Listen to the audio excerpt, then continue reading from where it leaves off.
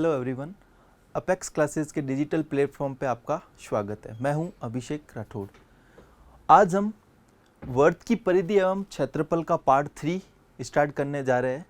जैसा कि हमने लास्ट क्लास में देखा था वर्त की परिधि एवं क्षेत्रफल के बारे में और उसके नए नए कंसेप्ट्स के बारे में, आज हम इसी का नेक्स्ट पार्ट हम देखेंगे। तो स्टार्ट करते हैं। समतल आकृतियों के संयोजन का क्षेत्रफल। आज हम जो शुरू करेंगे वो करेंगे कि एक के अंदर जो दो या दो से ज़्यादा आकृति होती है उनका कैसे क्षेत्रफल हम निकालते हैं। जैसे कि यहाँ लिखा हुआ है समतल आकृतियों के संयोजन का क्षेत्रफल। समतल आकृतियाँ मतलब होता है कि दो या दो से अधिक जुड़कर जो आकृति बनती है उनको हम समतल आकृति कहते हैं। जैसा कि हम समझते हैं, माना ये एक वर्ग है, इस वर्ग के अंदर ये एक वर्त है, तो कितनी आकृति होगी? एक हो गया वर्ग, दूसरा हो गया वर्त। तो हमें ये पूछ सकता है कि ये जो है, ये जो शेडेड पार्ट है, ये जो छायांकित भाग है, इसका एरिया क्या होगा? तो इसी प्रकार से ऐसे हो सकता है कि एक वर्त दे दे और इसके अंदर एक वर्ग बना दे, और ये पूछ सकते हैं कि ये जो छायांकित भाग है इसका एरिया क्या होगा। या ये पूछ सकता है कि एक वर्ग की भुजा दे दे और हमें ये पूछ ले कि इस वर्त की त्रिज्या क्या होगी या इस वर्त का क्षेत्रफल क्या होगा। तो इसी प्रकार से दो या दो से अधिक आकृति जुड़कर जो आकृति बनाती है उनको हम समतल आकृति कहते हैं, और उसका क्षेत्रफल कैसे निकालना, जैसा कि मैंने आपको अभी बताया। Okay, next. तो नेक्स्ट ये है, अपने पास एक क्वेश्चन है कि 14 सेंटीमीटर भुजा के वर्ग में बने अंतवर्त की परिधि ज्ञात कीजिए। क्या कह रहा है ये कि एक वर्ग है, क्या है अपने पास एक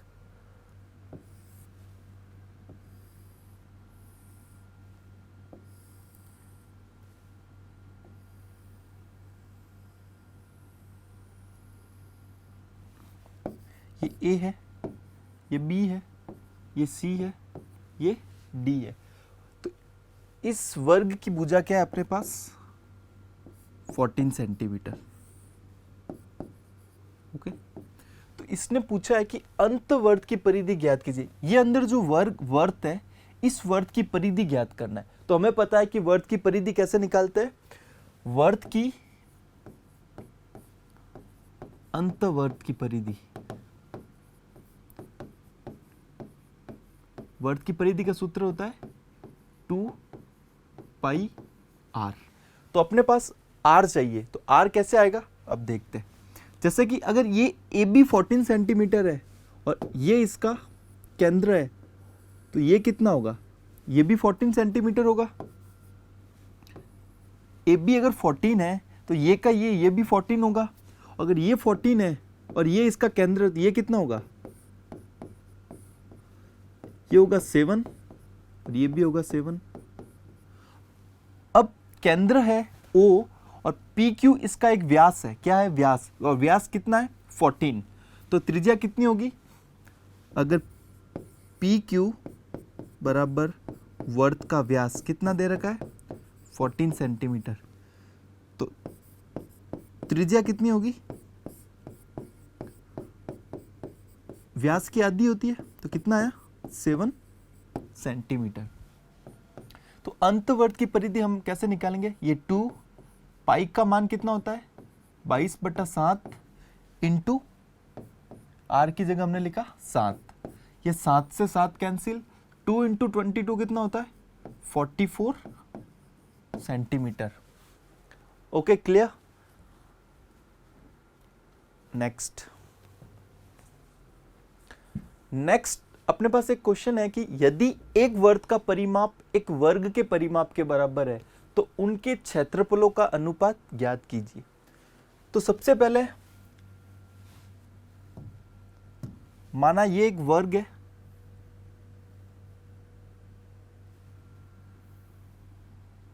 ओके, और ये एक वर्त है। ये इसका केंद्र बिंदु है। ये वर्ग ए बी सी डी है। माना वर्ग की भुजा कितनी है, यहां पे लिखता हूं मैं, माना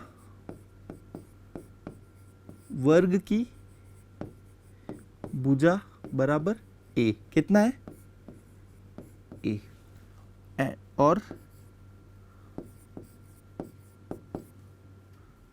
वर्त की, माना वर्त की त्रिज्या बराबर आर।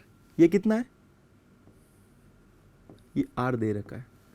ओके, ये वर्ग है और ये वर्त है। अब क्या दिया गया है, जो भी दिया गया है वो लिखते हैं। वर्त का परिमाप एक वर्ग के परिमाप के बराबर है, तो हम यहां पे लिखते हैं वर्त का परिमाप बराबर वर्ग का परिमाप।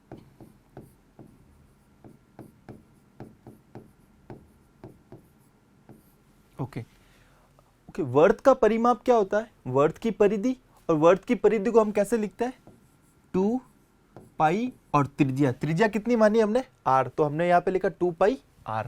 और वर्ग का परिमाप कितना होता है, वर्ग का परिमाप होता है चारों भुजाओं का योग, 4 इंटू भुजा, ऐसे भी लिख सकते हैं।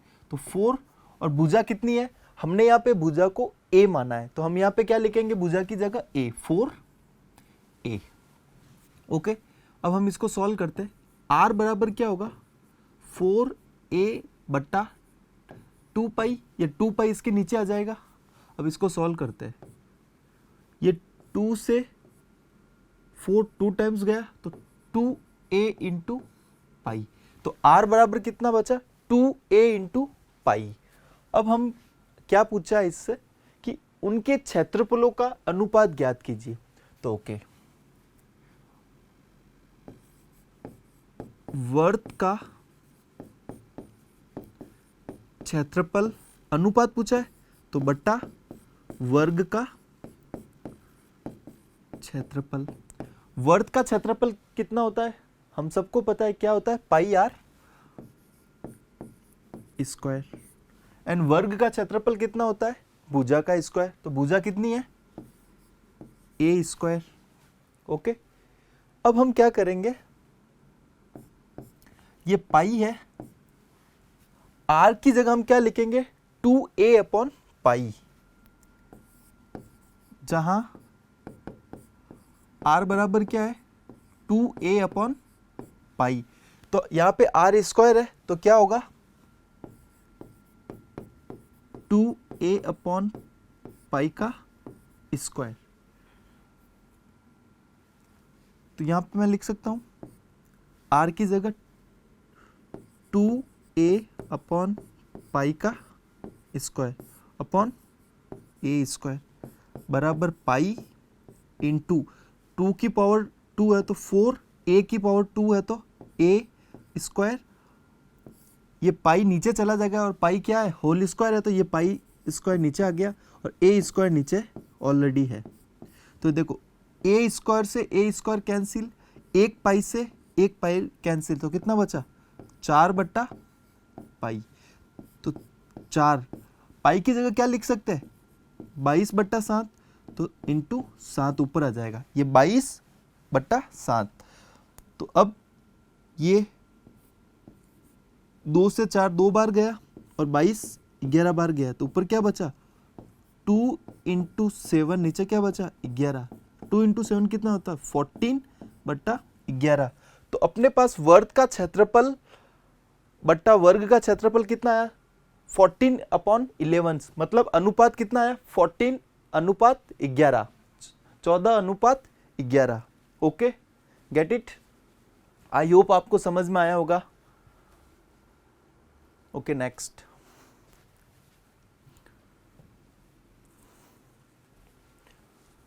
आकृति में छायांकित क्षेत्र का क्षेत्रफल ज्ञात कीजिए जहां ABCD भुजा 14 सेंटीमीटर का एक वर्ग है।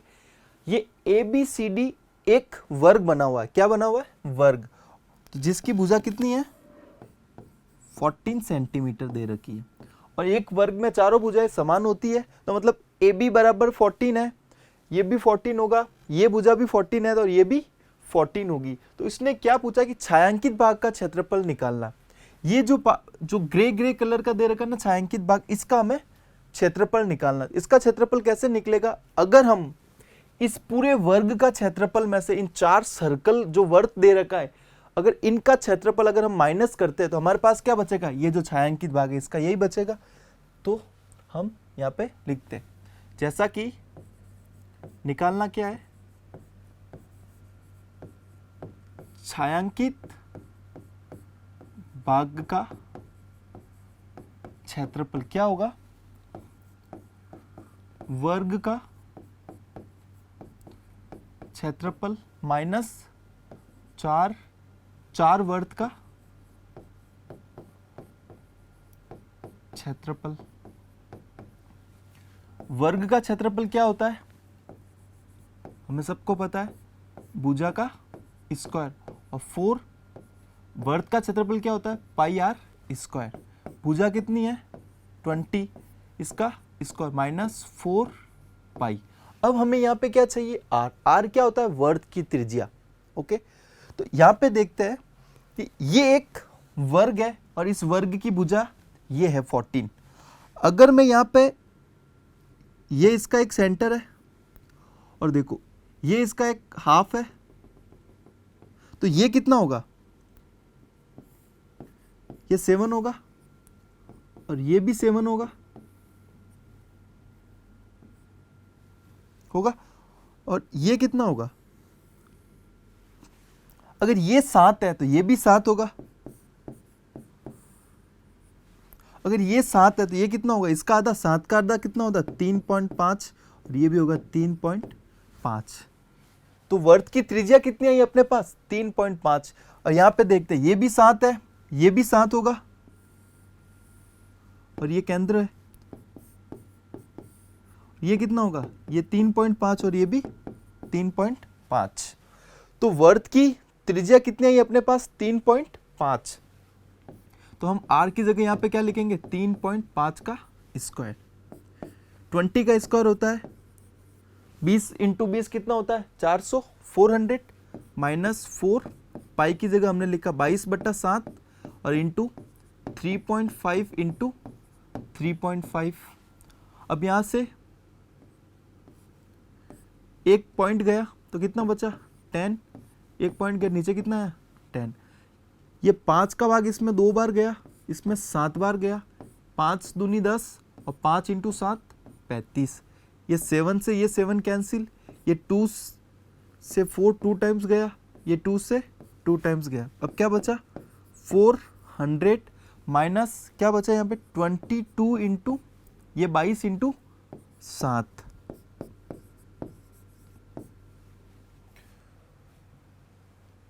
ओके सॉरी, यहाँ पे भुजा 14 दे रखी है तो यहाँ पे क्या होगा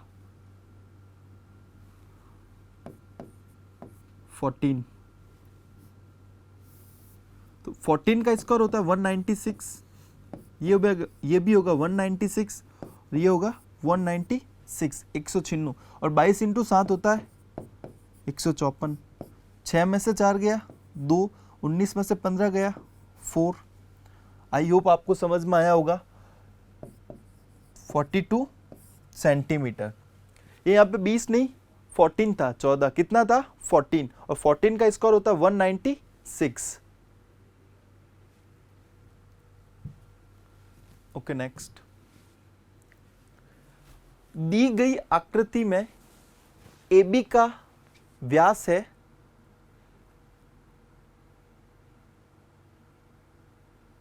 AC बराबर 6 सेंटीमीटर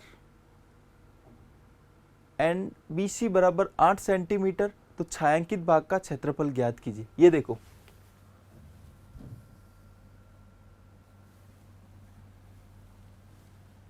ये जो दे रखा है ये A है और ये P है और ये C है। आई होप आपको समझ में आया होगा, थोड़ा सा मिस प्रिंट हो गया था। ये क्या है, ए, ये बी और ये सी। तो ए बी एक वर्त का व्यास है, ए सी कितना दे रखा है, ये 6 सेंटीमीटर है, बी सी कितना है 8 सेंटीमीटर है, और ये क्या है, इसका मतलब होता है 90 डिग्री। क्या होता है 90 डिग्री। तो क्या दिया गया है, एबीसी एक समकोण त्रिभुज है। क्या है, एबीसी एक समकोण त्रिभुज है। तो इसमें हमें निकालना है छायांकित भाग का क्षेत्रफल। अब देखो ये जो छायांकित भाग है इसका हमें क्षेत्रफल निकालना। अगर हम इस पूरे वर्त का क्षेत्रफल निकालकर इस समकोण त्रिभुज का क्षेत्रफल अगर माइनस करते हैं तो क्या आएगा अपने पास, इस छायांकित भाग का क्षेत्रफल आएगा। और इस वर्त का अगर हम क्षेत्रफल निकालेंगे तो उसके लिए हमें क्या चाहिए, त्रिज्या। और सबसे पहले हमें क्या निकालना पड़ेगा, त्रिज्या। तो सबसे पहले लिखते हैं त्रिभुज ए सी बी में कौन सा त्रिभुज है, ये समकोण त्रिभुज ए सी बी में कर्ण, ये देखो ये 90 डिग्री है तो इसके सामने वाला कर्ण हो गया, और ये लंब और ये आधार, तो कर्ण स्क्वायर, कर्ण कितना है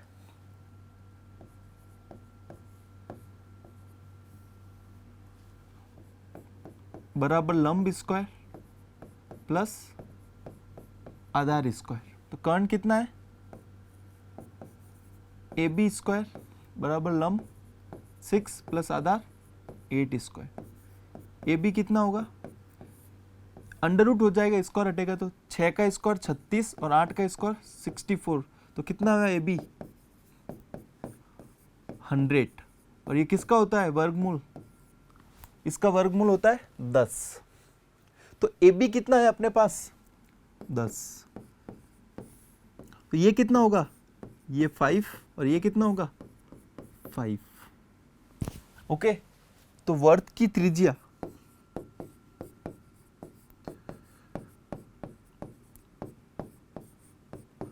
कितनी है अपने पास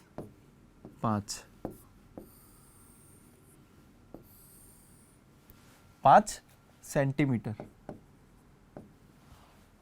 अब हमें क्या निकालना है, छायांकित भाग का क्षेत्रफल। छायांकित भाग का क्षेत्रफल बराबर वर्त का क्षेत्रफल माइनस समकोण त्रिभुज एसीबी का क्षेत्रफल। वर्त का क्षेत्रफल पाई आर स्क्वायर माइनस समकोण त्रिभुज का 1/2, इसका होता है आधार इंटू ऊंचाई। तो ये देखो ये है AC और ये है BC, तो AC इंटू BC होता है, ठीक है। तो 22/7 R कितना है अपने पास 5, ये 5 इंटू 5 माइनस 1/2 इंटू 6 इंटू 8। अब हम इसको मल्टीप्लाई करते हैं, इनको गुणा करते हैं, तो क्या आएगा 5 इंटू 5 होता है 25, और 25 को 22 से अगर गुणा करते हैं तो क्या आता है 25 इंटू 2 50,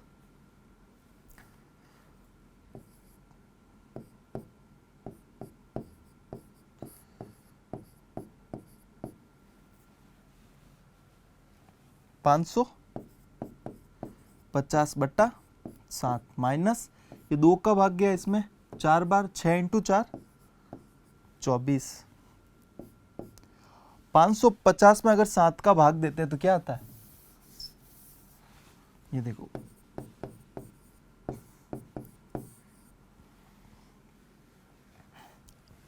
55 में गया 7 बार, 49 पीछे बचा 6, फिर गया 8 टाइम्स, फिर बचा 4, 78.5 माइनस 24। तो क्या आंसर आएगा,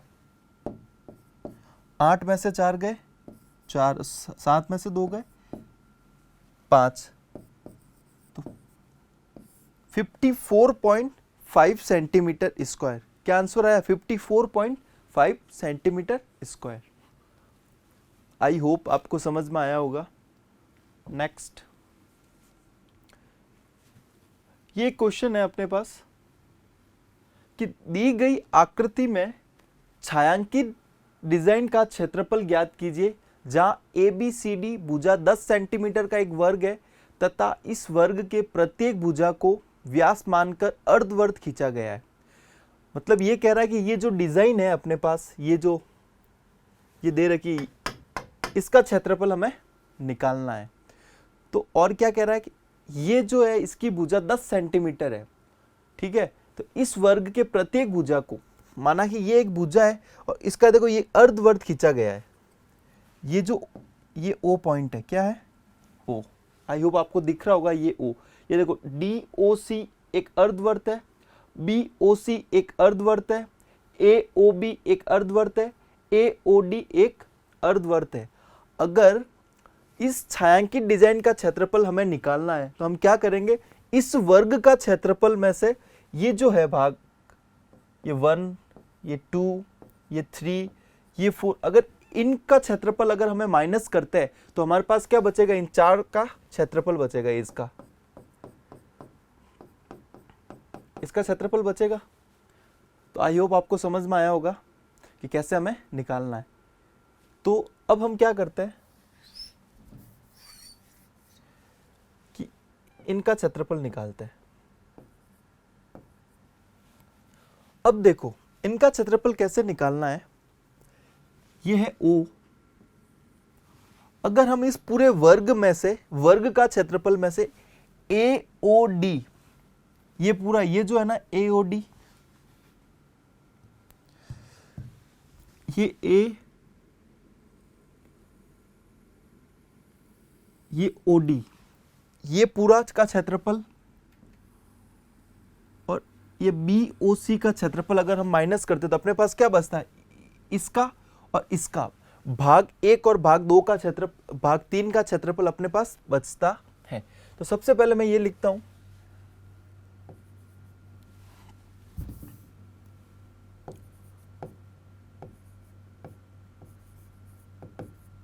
छायांकित डिजाइन का क्षेत्रफल कैसे निकलेगा? वर्ग का क्षेत्रफल माइनस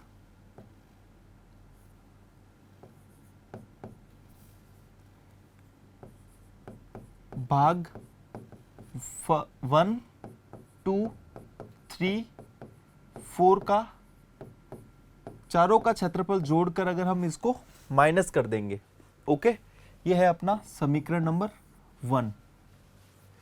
नेक्स्ट, अब हम निकालते हैं भाग 1 और भाग 3 का क्षेत्रफल। भाग 1 एंड 3 का क्षेत्रफल कैसे निकालेंगे? इस पूरे वर्ग का क्षेत्रफल,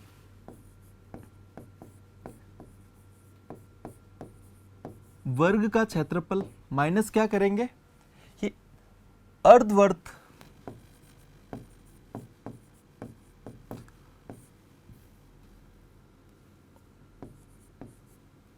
अर्धवर्त AOD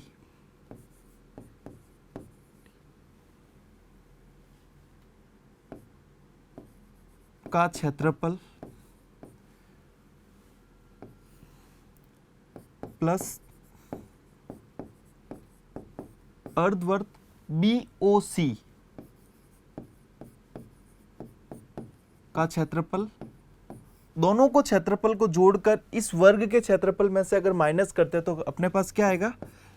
इस भाग 1 और इस भाग 3 का क्षेत्रफल अपने पास आएगा। तो वर्ग का क्षेत्रफल क्या होता है? हम सबको पता है, भुजा स्क्वायर। तो भुजा कितनी है यहाँ पे? 10, इसका स्क्वायर माइनस अर्धवर्त का क्षेत्रफल क्या होता है? पूरे वर्ग का क्षेत्रफल होता है पाई आर स्क्वायर। तो अर्धवर्त का कितना हुआ? 1/2 पाई आर स्क्वायर। तो पाई आर स्क्वायर बट्टा 2 प्लस पाई आर स्क्वायर बटा 2। 10 का स्क्वायर हो गया 100, पाई कितना होता है 22 बटा 7, आर कितना है। ये क्वेश्चन में यही कह रहा था कि इस वर्ग की प्रत्येक भुजा को व्यास मानकर, मतलब ये 10 सेंटीमीटर, ये जो वर्ग की एक भुजा है और इस भुजा कितनी है 10 सेंटीमीटर। 10 सेंटीमीटर क्या है, एक वर्ग का, इस वर्त का व्यास है, तो त्रिज्या कितनी होगी। अगर व्यास 10 सेंटीमीटर है तो त्रिज्या कितनी होगी, व्यास की आधी।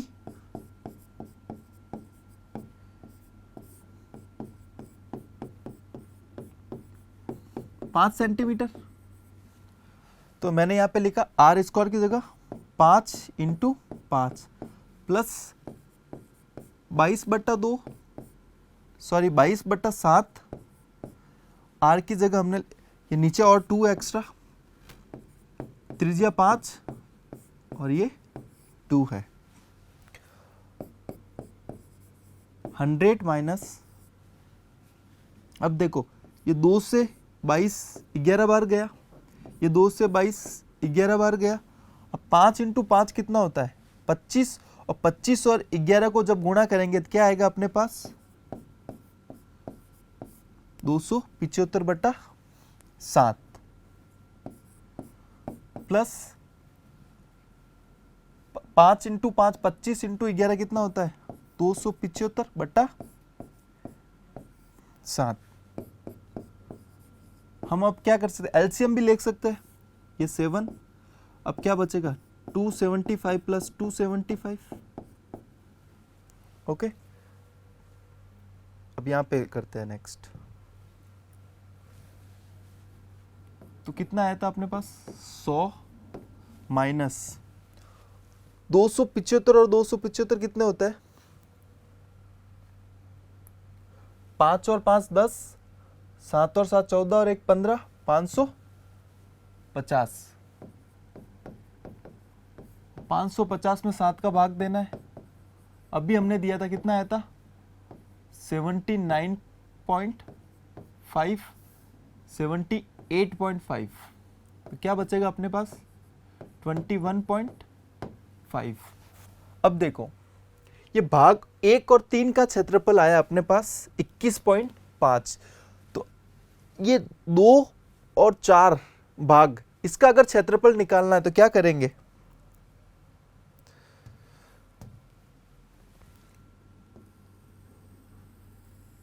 ये AOB का क्षेत्रफल और DOC का क्षेत्रफल अगर इस पूरे वर्ग में से माइनस करते हैं, इस पूरे वर्ग का क्षेत्रफल में से अगर अर्धवर्त AOB और अर्धवर्त DOC का क्षेत्रफल माइनस करेंगे तो क्या आएगा अपने पास भाग 2 और भाग 4 का क्षेत्रफल। और जबकि त्रिज्या सेम है और वर्ग की भुजा भी सेम है, तो क्या सेम नहीं आएगा, भाग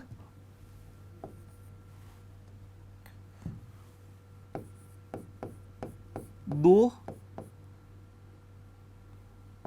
एंड 4 का क्षेत्रफल भी यही होगा 21.5, यही होगा,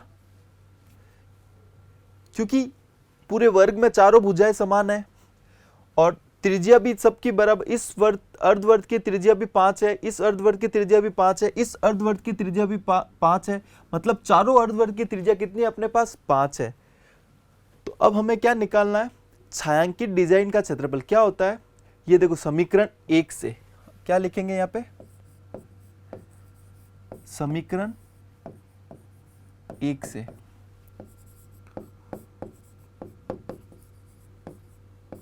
छायांकित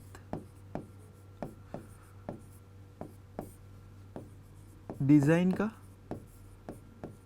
क्षेत्रफल क्या होगा, वर्ग का क्षेत्रफल। वर्ग का क्षेत्रफल कितना होता है, भुजा स्क्वायर माइनस भाग 1 2 3 4 का क्षेत्रफल कितना होगा। अब देखो 1 और 3 का क्षेत्रफल कितना आया 21.5 और 2 और 4 का क्षेत्रफल कितना होगा 21.5। ये किसका था,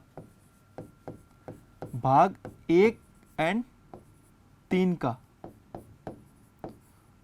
तो देखो ये 21.5 और ये 21.5 हो गया चारों भाग का क्षेत्रफल। 10 का स्क्वायर 10 और 21.5 और 21.5 कितना होता है 43। कितना है अपने पास 57 सेंटीमीटर स्क्वायर। आई होप आपको समझ में आया होगा कैसे किया है मैंने। नेक्स्ट, दी गई आकृति में अर्धवृत्त की त्रिज्या 7 सेंटीमीटर है, तो अर्धवृत्त में बने वृत्त का क्षेत्रफल ज्ञात कीजिए। ये देखो ये एक अर्धवृत्त है, इस अर्धवृत्त में ये जो है P, यहां पे मैं लिख लेता हूं R क्या है अर्धवृत्त का केंद्र बिंदु है, तो पी आर क्या होगी अर्धवृत्त की त्रिज्या। और ये क्या है, अगर इस केंद्र बिंदु से वृत्त की परिधि पर डाला गया जो भी लाइन होती है वो क्या होता है आर एस क्या हो गया, इस वृत्त की त्रिज्या होगी अर्धवृत्त की त्रिज्या, यही हुआ। आर एस क्या हो गया 7 सेंटीमीटर, ये कितना होगा ये भी 7, ये भी 7। तो अर्धवृत्त में अर्धवृत्त पी एस क्यू में अर्धवृत्त पी एस क्यू में पी आर बराबर आर क्यू बराबर आर एस, तो आर एस कितना होगा बराबर 7 सेंटीमीटर है, तो आर एस कितना होगा 7 सेंटीमीटर है। तो ये वाला जो वृत्त है अर्धवृत्त में बने वृत्त, अर्धवृत्त में बने वृत्त का बने वृत्त की त्रिज्या कितनी होगी, ये आर एस वृत्त का व्यास है, तो इसका हाफ होगा, इसका आधा होगा, तो आर एस कितना है 7/2 कितना आया 3.5, या हम 7/2 भी लिख सकते हैं। तो इसने क्या पूछा अर्धवृत्त में बने वृत्त का क्षेत्रफल, तो अर्धवृत्त में